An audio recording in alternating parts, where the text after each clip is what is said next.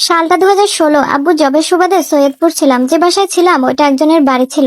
তারা বিদেশে চলে গিয়েছিল। ওনার ভাই আমাদের বাসাটা ভাড়া দেয়। বাসার পাশে শুধু দুইটা বাসা ছিল। পাশের বাসায় মানুষের কাছে শুনেছিলাম এই বাসায় কেউ বেশি দিন থাকে না, কিন্তু কেন থাকে না কেউ বলতে পারে না।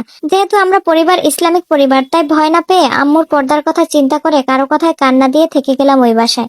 3-4 মাস সমস্যা ছিল না। একদিন আমরা সবাই সন্ধ্যায় ঘুরতে যাই। আসি 8টার দিকে, এসে দেখি বেসিনের উপর সিঙ্গারার অংশ পড়ে আছে। কিন্তু আব্বু সেদিন সিঙ্গারা আনেইনি, কিংবা পাখি ওখানে ফেলে যাবে সেই সিস্টেমও নেই। কিন্তু আসলো কোথা থেকে? শুরু হয় ভয়। যদিও আম্মু আব্বু ভয় পেত না। আমার বয়স 16, আমার ছোট বোন 9। আমরা খুব ভয় পেতে শুরু করি। এরপর আমার মামাতো বোন আমাদের বাসায় বেড়াতে আসে। রাতে বাথরুম থেকে পানির শব্দ শুনতে পায় সে। সে ভেবেছিল হয়তো আমরা কেউ গিয়েছি। পরে গিয়ে দেখে কেউ নেই। সে আরো শুনতে পায় কেউ তাকে ডাকছে, কিন্তু এত রাতে আমরা সবাই ঘুমিয়ে পড়েছি। কে ডাকলো তাহলে? ভয়ে সে পরের দিন গ্রামে চলে যায়। তার কিছুদিন পর থেকে প্রতিদিন গেটে তালায় শব্দ শুরু করে রাত 3টার দিকে। আমার আব্বু যেহেতু হুজুর, কিছু ভয় না পেয়ে দেখতে যায়, কিন্তু কিছুই দেখতে পায় না।